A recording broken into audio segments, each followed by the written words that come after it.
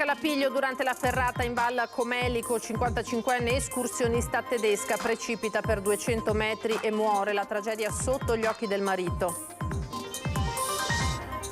Sono 150 i nuovi migranti destinati al Veneto, arriveranno nelle prossime ore. Intanto a Feriole di Selvazzano avviata la raccolta firme per dire no all'accoglienza nei mini hub.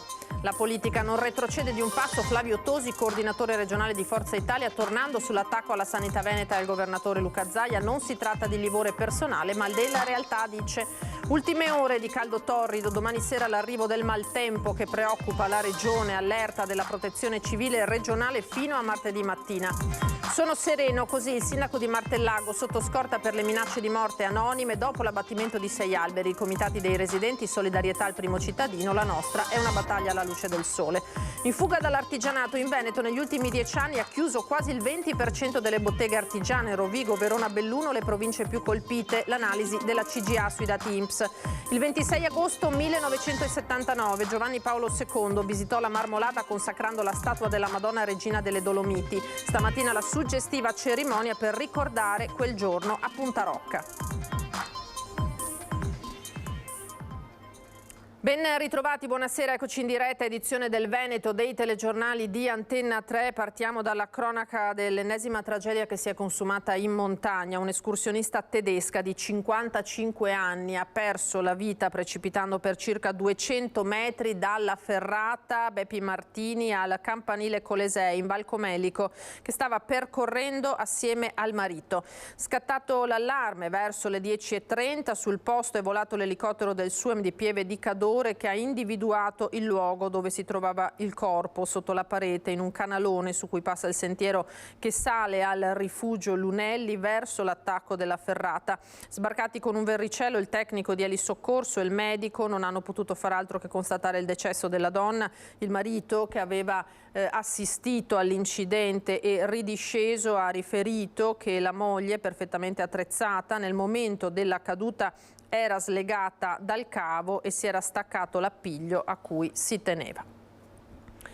Voltiamo pagina, sono 150 i nuovi migranti destinati al Veneto che arriveranno nelle prossime ore, fanno parte della divisione dei 740 che verranno distribuiti nelle varie zone d'Italia. Nuovi arrivi di profughi sono previsti anche nella provincia padovana. Intanto a Feriole di Selvazzano avviata la raccolta firme per dire di no all'accoglienza nei mini hub. Ancora non è chiaro quanti profughi arriveranno a Padova nelle prossime ore, ma la macchina organizzativa per allestire la palestra dell'Istituto Superiore San Benedetto da Norcia in via Cave a Brusegana è già partita per posizionare brandine e tutto l'occorrente per accogliere i migranti che dovrebbero arrivare in pullman dalla Sicilia dopo aver fatto tappa a Marghera. Intanto a Selvazzano Dentro, a pochi metri dalla palestra comunale di Feriole, dove da lunedì sono ospitati 33 profughi, questa mattina è stato allestito un gazebo per la raccolta firme per dire no a questo tipo di accoglienza, ovvero l'accoglienza in mini hub. Non siamo contro l'accoglienza, ma il sito che è stato individuato. In questa occasione sostanzialmente il commissario si è dato da fare, perché paradossalmente noi siamo un comune commissariato, quindi non c'è un sindaco che possa rapportarsi con il prefetto per individuare altri siti. Il commissario ha individuato questo posto che ha delle problematiche legate a quello che è una recinzione e una palestra che è priva di condizionamento d'aria. Il comitato contesta la scelta del luogo per l'accoglienza, ritenuto non idoneo non solo per le condizioni difficili visto il gran caldo, ma anche perché è situato proprio di fianco ad un asilo nido. Dimostrare la nostra preoccupazione appunto per un sito inadeguato, che prima di tutto fa soffrire chi è arrivato prima ancora che noi, perché questa è la cosa che a un certo momento bisogna anche tenere presente. Il luogo inadeguato in una struttura che è una palestra, vicino a un asilo nido che tra poco dovrebbe cominciare le attività appunto di tipo scolastico e ricreativo, e in una frazione che è tra l'altro la più piccola del comune di Selvazzano. Le firme raccolte verranno inviate poi alla prefettura con un documento per richiedere che il tempo massimo di permanenza dei profughi nella palestra comunale di Feriole sia di 3 settimane a partire dalla data del loro arrivo, ovvero il 21 agosto, e che venga smantellato per l'inizio dell'anno scolastico.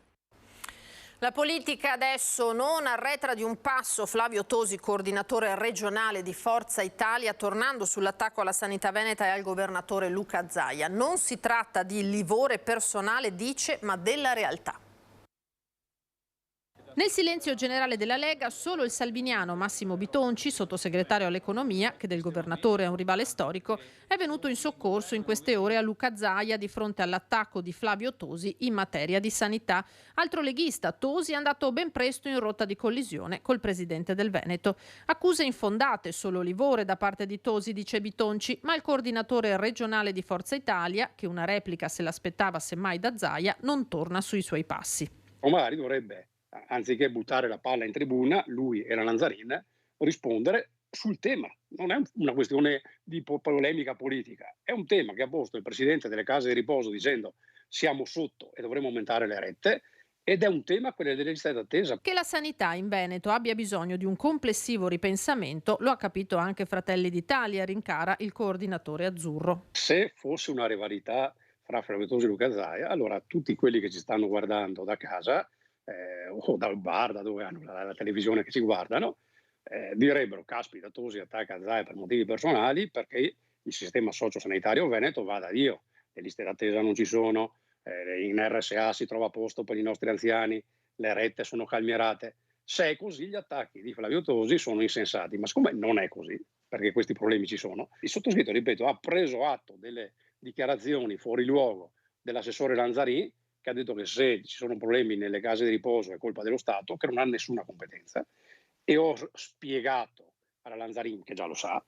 che la competenza sulle case di riposo è regionale e quindi sono loro a dover intervenire. Prove di forza in vista delle elezioni regionali. Di sicuro Tosi, da coordinatore di Forza Italia, non ha intenzione di giocare un ruolo da comprimario e su una sua eventuale candidatura a presidente risponde: non ci fosse un ulteriore mandato, se spettasse a Forza Italia, ma ripeto lo si saprà ben più in là, a quel punto Forza Italia potrà scegliere fra Flavio Tosi e altri esponenti regionali o parlamentari o sindaci che oggi Forza Italia esprime in Veneto.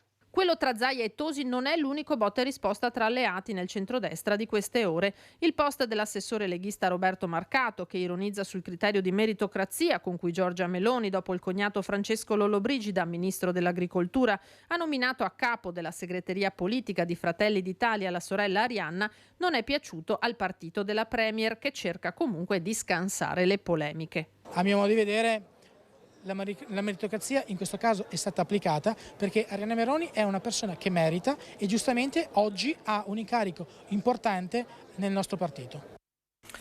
Parliamo adesso del maltempo in arrivo. Scatta l'allerta meteo della Protezione Civile regionale dalla serata di domani, domenica, fino alle prime ore di martedì. Condizioni di tempo da instabile a perturbato, con probabili rovesci e temporali localmente di forte intensità, con forti rovesci dunque locali grandinate e raffiche di vento, a partire dalle zone montane e in successiva estensione anche alla pianura lunedì. I quantitativi di precipitazioni potranno risultare complessivamente consistenti. Per tutta la regione lo scenario sarà caratterizzato da fenomeni intensi e in rapida evoluzione. Andiamo all'ennesimo dramma sulla strada. Ora, ieri sera è morto Tiziano Poli, cotitolare di un'agenzia funebre di Pove del Grappa, il sinistro lungo la Valsugana. Un mazzo di fiori mentre le auto sfrecciano sulla statale 47 Valsugana. Segni sull'asfalto, resti di un fanale di plastica e la sabbia che copre il sangue. È morto proprio in questo punto Tiziano Poli, 55enne cotitolare della ditta di onoranze funebri Canal del Brenta di Pove del Grappa, dopo una caduta fatale mentre era in sella la sua Vespa. L'uomo venerdì sera stava percorrendo la Valsugana quando poco prima della birreria I Trenti ha sbandato, è caduto a terra sbattendo la testa sul muretto di pietra che fiancheggia la carreggiata. Un impatto tremendo, inutili soccorsi, i sanitari del SUEM 118 hanno provato a lungo a rianimarlo, ma per Poli non c'è stato nulla da fare. Il traffico lungo l'arteria è stato bloccato per più di un'ora, creando pesanti disagi agli automobilisti in transito. Oggi a Pove resta un grande dolore per la perdita di una persona conosciuta e ben voluta. Chi gestisce le attività lungo via Romanelle, accanto alle onoranze funebri del 55enne, è sconvolto. Non hanno voluto farsi riprendere dalle telecamere perché è troppo il dolore per la perdita di un amico. Bastano le loro parole per capire che persona fosse. Penso che ha lasciato un vuoto immenso a tutti. Siamo tutti senza parole perché noi ci vedevamo 10 volte al giorno qui, perché passava, si rideva, dopo lui aveva sempre molto caldo, veniva qua, si sedeva, Era una persona amatissima da tutta la popolazione di Pove del Grappa e anche dalla Val Brenta, era speciale, solare e chiacchierava con tutti, aveva sempre una buona parola, ecco, ci faceva sorridere tutti, anche nei momenti tristi. Molto conosciuto anche nel Bassanese, come conferma Sandro Chiminello, gestore della Taverna degli Alpini. Lui era una persona solare, una bella persona, per cui era difficile non stare assieme. Ti coinvolgeva, stava assieme. Ancora al vaglio della polizia stradale la dinamica del sinistro mortale. L'uomo potrebbe essere stato colto da un malore mentre guidava, oppure la ruota della Vespa potrebbe essere finita nella profonda canaletta facendo perdere l'equilibrio al 55enne. Si sta valutando l'ipotesi di un'autopsia per chiarire le cause del decesso di Tiziano Poli. La notizia ha fatto in un lampo il giro del paese e anche il sindaco di Pove esprime il suo cordoglio. Abbiamo sicuramente perso una persona di compagnia, simpatica, una persona sempre positiva e che riusciva nel suo lavoro, diciamo, particolare a sdrammatizzare anche situazioni difficili, ma al contempo, soprattutto a livello comunale, ad essere sempre un professionista serio. Ora andiamo alla collisione che si è verificata tra due barchini in laguna nei pressi dell'isola di San Giorgio. Un ferito grave è stato trasportato in ambulanza all'ospedale dell'Angelo. Schianto nella notte fra due barchini nei pressi dell'isola di San Giorgio. Erano circa le 3:30 della notte all'alba di venerdì quando le due barche si sono scontrate. Un uomo in condizioni gravi è finito all'ospedale, le altre 3 persone coinvolte nel sinistro se la sono cavata con poche contusioni. Sul posto sono giunti i soccorsi e l'idroambulanza del SUEM di Venezia. Il ferito preso in carico dagli operatori del 118 è stato intubato e trasferito all'Angelo di Mestre, non è in pericolo di vita. Salve e in buone condizioni le altre persone, assistite anche dai vigili del fuoco e dalla polizia locale intervenuta per i rilievi e la ricostruzione. Nell'imbarcazione sono state rinvenute delle attrezzature per la pesca. Tutte le persone coinvolte non sono residenti a Venezia, ma nell'Interland veneziano. La dinamica dell'incidente è ancora poco chiara, l'indagine è nelle mani del reparto natanti del comando della polizia locale. Svolgeremo tutte le nostre indagini e cercheremo di capire, però oggettivamente uno scontro in piena notte in un posto tutto sommato che a quell'ora è deserto è abbastanza inspiegabile, se non che fossero distratti e attenti ad altre cose. Incidente che fa tornare alla memoria il mortale accaduto la notte del Redentore lungo il canale tra San Giorgio e San Servolo, dove ha perso la vita scontrandosi con una bricola il 27enne Riccardo Nardin alla guida del natante. Quest'ultimo episodio crea allarme, sebbene gli interventi di prevenzione e controllo siano in atto da tempo. Da inizio anno gli incidenti nautici sono in aumento. Abbiamo quest'anno un aumento spropositato di incidenti nautici in laguna e non sempre giustificati o causati da onde per il moto ondoso. Scontri causati spesso dalla distrazione dei conducenti, ma in questi eventi c'è un altro dato che preoccupa le forze dell'ordine. Negli anni scorsi molti di questi incidenti erano fatti dall'imprudenza dei ragazzini. Quest'anno gran parte degli incidenti sono fatti da persone adulte che hanno anche esperienza. E quindi bisogna che ci sia assolutamente maggiore attenzione nel circolare in laguna.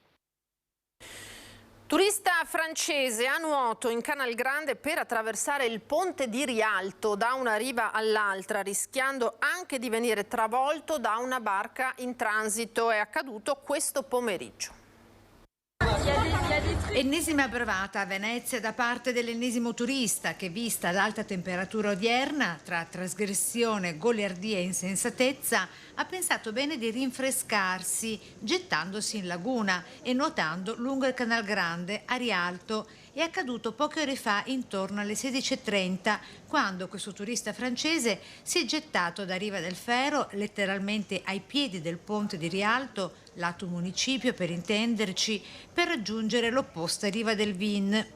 Una bravata in cui, come si vede dalle immagini inviateci da un nostro telespettatore, ha rischiato davvero molto per sé e per gli altri, visto che nemmeno a metà della sua nuotata un natante l'ha schivato davvero per pochissimo. Vedete? E la domanda che ci si pone arriva spontanea. E i controlli? Possibile che a quell'ora, ripetiamo, sono le 4 del pomeriggio, a Venezia, nella centralissima Rialto, non ce ne fossero? Detto questo, la nuotata termina allegramente, con le amiche, sempre francesi, che lo aspettano dalla riva opposta e al suo arrivo, messi i piedi a terra, se ne vanno beatamente tutti felici e contenti.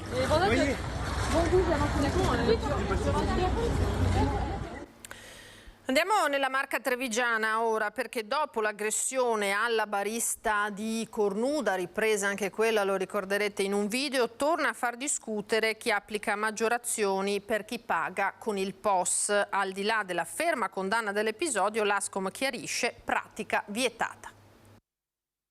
Non è possibile ad oggi fare applicazioni di maggiorazioni così anche arbitrarie al cliente se il cliente paga cash o con moneta elettronica. Questo non si può fare. Premessa la ferma condanna all'aggressione avvenuta al Bar Dan di Cornuda, l'indicazione della presidente di FIPE Unascom di Treviso non lascia margine di dubbio. Maggiorazioni sugli scontrini che non possono quindi essere applicate se si paga con bancomat. Possibile quindi che il bar di Cornuda venga segnalato all'autorità garante della concorrenza e del mercato, alla quale poi spetta erogare le sanzioni. Non è possibile anche e soprattutto poi decidere quanto, cioè 50 centesimi sono il frutto di quale calcolo, perché potrebbe essere 1 euro o 50 centesimi o 30 o 20, quindi non è comunque possibile, come non è possibile decidere di informando anche il cliente che sopra determinate cifre di spesa si può accettare il pagamento con carta di credito o bancomat e al di sotto no. Pagamenti elettronici che tornano al centro del dibattito anche alla luce dei fatti di cronaca di questi giorni. Ed è bene ricordare che invece il cliente deve essere ben informato al momento del consumo attraverso un listino prezzi che deve essere nel caso di pubblici esercizi esposto in maniera ben visibile all'esterno del locale, per cui il cliente da fuori deve già avere un'idea di quali sono i costi ai quali va incontro e se c'è una maggiorazione che di solito è prevista per il servizio. Una maggiorazione legalmente riconosciuta, di solito del 10 o del 20%, a discrezione dell'esercente, che viene applicata per i servizi offerti ai clienti. Spesso serve a rientrare in diverse spese, tra cui quella di mantenimento dei plateatici. Resta però la problematica dei costi dei servizi POS che gravano soprattutto alle piccole imprese. È del 31 luglio la firma da parte delle associazioni di categoria, Sistema Bancario, Circuiti e Ministero dell'Economia e delle Finanze, dell'accordo che mira a ridurre il costo per le transazioni inferiori ai 30 euro e che prenderà avvio dopo l'estate. Allegato a questo accordo c'è un modello standard di schematico perché si possa vedere in maniera molto semplice quali sono i costi che i vari circuiti bancari, i vari sistemi bancari applicano qualora un imprenditore volesse aprirsi un conto corrente e di conseguenza ricevere un POS. A Martellago, ora nel veneziano, con il sindaco Andrea Saccarola sotto scorta per le minacce di morte ricevute in seguito all'abbattimento di 6 alberi lungo la provinciale Via dell'Olmo. Se te tagli gli alberi, te taglio a testa. Se tagli gli alberi ti taglio la testa. Messaggio anonimo scritto in dialetto affisso al tronco di un albero e rivolto al sindaco di Martellago Andrea Saccarola, che ora si trova sotto protezione speciale su ordinanza del prefetto. Le minacce di morte per aver deciso l'abbattimento di 6 pini storici lungo la strada provinciale Via dell'Olmo, appunto a Martellago. Minacce condannate senza se e senza ma anche dalla portavoce di uno dei comitati cittadini sorti contro l'abbattimento dei sepi in italici e da cui prende le dovute distanze. È esecrabile, quindi praticamente abbiamo solidarietà con chi è sottoposto a minacce, non ha niente a che fare con noi. Sono serena e non temo per la mia vita, garantisce il sindaco, a cui gli fa scudo tutta la giunta. A dare il via alla storia la denuncia da Luis Porta e Carabinieri e aggiunge: un atto dovuto, anche se francamente non ero allarmato, un foglio in dialetto attaccato anche alla pianta sbagliata, ho detto che la consideravo una ragazzata, spiega sempre Saccarola, tuttavia sotto scorta, anche se non H24, da Ferragosto. In procura il carteggio per capire l'autore o gli autori delle gravissime minacce. È un cartello scritto a mano, cioè noi abbiamo tutto quello che abbiamo comunicato noi è fatto alla luce del sole, si sa chi siamo, nomi e cognomi, e non è il nostro modo, noi siamo per il confronto democratico. L'economia in fuga dall'artigianato. In Veneto negli ultimi 10 anni ha chiuso il 19% delle botteghe artigiane, a Belluno il 20% delle imprese ha abbassato le serrande, l'analisi della CGA su dati INPS. Basta osservare con attenzione i quartieri di periferia e i centri storici per accorgersi che sono tantissime le insegne che sono state rimosse e altrettante sono le vetrine non più allestite, perennemente sporche e con le saracinesche abbassate. Vetrine che si spengono, serrande che si abbassano, continua a diminuire il numero delle botteghe artigiane presenti nel nostro paese. Sono impietosi i numeri fotografati dall'ultima indagine della CGA di Mestre. Negli ultimi 10 anni in Italia si sono perse quasi 325.000 imprese, 37.500 in Veneto. Nella classifica provinciale a stare peggio sono Rovigo e Verona, che perdono rispettivamente il 26 e 23% di imprese artigiane, ma spicca al terzo posto di Belluno, che ha visto chiudere il 20% delle botteghe artigiane negli ultimi 10 anni. Va meglio, si fa per dire, a Treviso, provincia veneta, che registra il calo minore, meno 16%. Il lavoro manuale piace sempre meno ai giovani e nelle imprese il ricambio generazionale è insufficiente. La concorrenza della grande distribuzione è feroce, affitti e tasse sono sempre più care. Molti artigiani hanno deciso di gettare la spugna, ma anche le abitudini dei consumatori sono cambiate. I prodotti artigianali sono diventati sempre più beni di nicchia e di lusso, soppiantati dal fatto in serie. Ma assieme a sarti, calzolai, falegnami, fabbri, sta scomparendo anche il ruolo sociale delle botteghe artigiane nelle città. Le città, infatti, non sono costituite solo da piazze, monumenti, palazzi e nastri d'asfalto, ma anche da luoghi di scambio dove le persone si incontrano anche per fare solo due chiacchiere. Queste attività artigiane vanno salvate perché conservano l'identità di una comunità e sono uno straordinario presidio in grado di rafforzare la coesione sociale di un territorio. Parliamo del premio e-giornalismo ora, che non è andato a un giornalista, ma a scelta inedita è stato conferito a Papa Francesco. Segno dei tempi, verrebbe da dire. In delegazione dal Santo Padre c'era anche l'unico ancora in vita tra i fondatori del riconoscimento, l'imprenditore veronese Giancarlo Aneri. Ha esortato a una comunicazione costruttiva che rifiuti i pregiudizi contro l'altro e favorisca il dialogo e l'incontro. Papa Francesco, ricevendo il premio e-giornalismo dalle mani dell'imprenditore veronese Giancarlo Aneri, unico ancora in vita tra i fondatori nel 95 del riconoscimento. Indro Montanelli, Enzo Biagi, Giorgio Bocca e lo stesso Aneri. Premio che aveva fatto discutere nel 2015 con l'assegnazione a Fiorello e che fa riflettere a 8 anni di distanza con quella al Pontefice, visto che la giuria, composta da Aneri, Giulio Anselmi, Mario Calabresi, Paolo Mieli, Gianni Riotta e Gian Antonio Stella, non ha evidentemente individuato nell'ambito strettamente giornalistico un collega ritenuto meritevole di segnalazione. Un segno dei tempi, ma tant'è. Il premio è andato al Papa giornalista che nel ricevere la delegazione guidata da Aneri ha ribadito l'importanza di coltivare sempre più il principio di realtà, condizione questa niente affatto scontata nell'epoca dei social network, delle fake news virali, delle notizie mordi e fuggi, così aveva detto lo stesso Aneri nei nostri studi. Le colpe di quelli che danno notizie false non vengono mai messe da una parte e messe in evidenza invece quelli che danno le notizie vere. È tutto un calderone, è sbagliato pensare che l'informazione sia a 360 gradi, l'informazione è quella che ha una tradizione, che pensa ad oggi ma pensa anche al futuro. Una scelta inedita, quella di premiare un pontefice, hanno riconosciuto i membri della giuria, ma che va nella direzione indicata dai fondatori: aiutare il giornalismo a essere più consapevole del suo ruolo di libera espressione e di contributo alla costruzione della giustizia attraverso il servizio alla verità. La politica deve pretendere che ci sia un buon giornalismo, perché il buon giornalismo aiuta la politica. Il giornalismo non è contro la politica, è il cane da guardia della politica, ma se la politica si comporta bene, se la politica fa le cose giuste per il paese, il giornalismo la deve mettere in evidenza come fatto positivo. Autorità civili, religiose e militari in vetta alla montagna più alta delle Dolomiti, tutti insieme per ricordare un giorno assolutamente speciale di molti anni fa.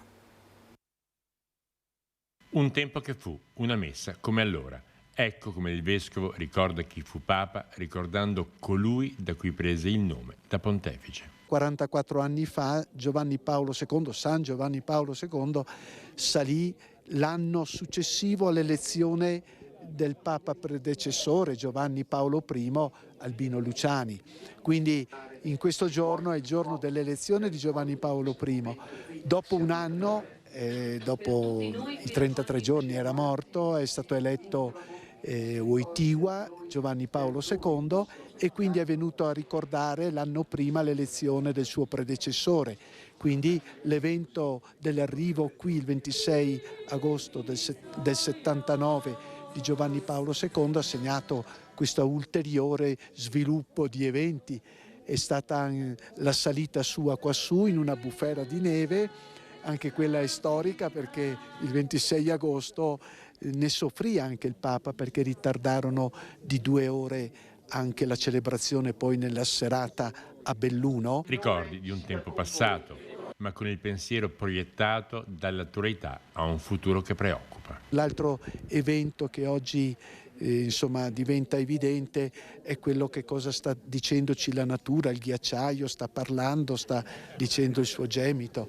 Ecco, quindi è un insieme di eventi che ha molto da dire e sta interpellando tutti, penso ognuno con quello che può ed è chiamato a fare. Papa Luciani, ricordato quasi in contemporanea anche a Canale d'Agordo dal cardinale Beniamino Stella, che ne ha ripetuto le parole pronunciate nel 1958, poco prima di essere nominato vescovo di Vittorio Veneto. Penso che il Signore continua anche adesso col suo vecchio sistema, prende i piccoli che sono nel fango e nella storia e li solleva alle altezze. Chiama dai boschi, dai campi, dalle reti la povera gente e ne fa dei grandi.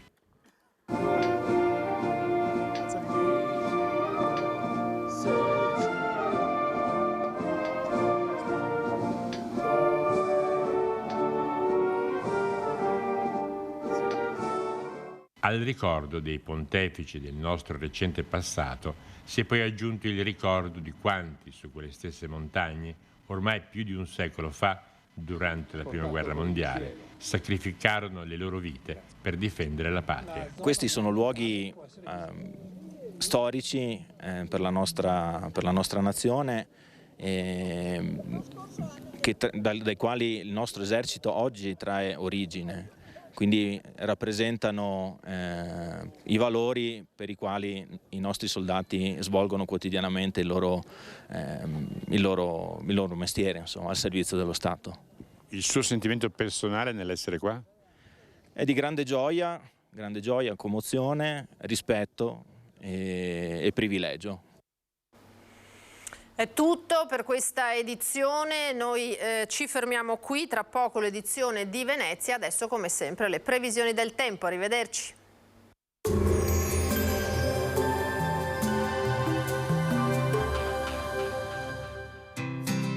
L'Unic Star, le uniche pagliette antibatteriche in commercio prodotte anche per i marchi più importanti, sia nazionali che internazionali. Bentrovati al meteo. Anticiclone sconfitto, arriva una perturbazione capace di spazzare via il grande caldo e allo stesso tempo portare forti temporali. Primi segnali di cambiamento già domenica 27 agosto. Vediamo allora insieme il dettaglio.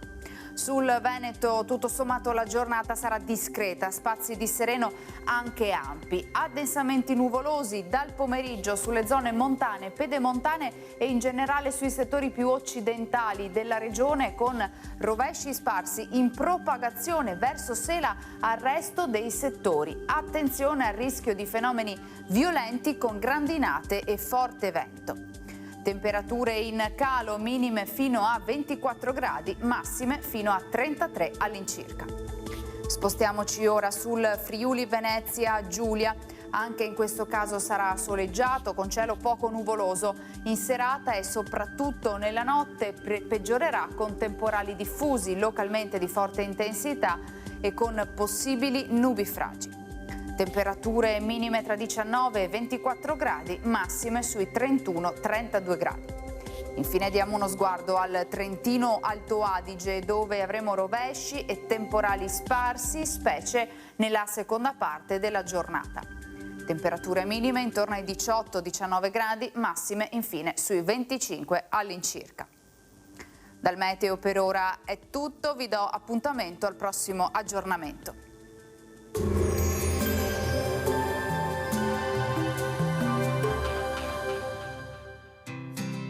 L'Unic Star, le uniche pagliette antibatteriche in commercio prodotte anche per i marchi più importanti, sia nazionali che internazionali.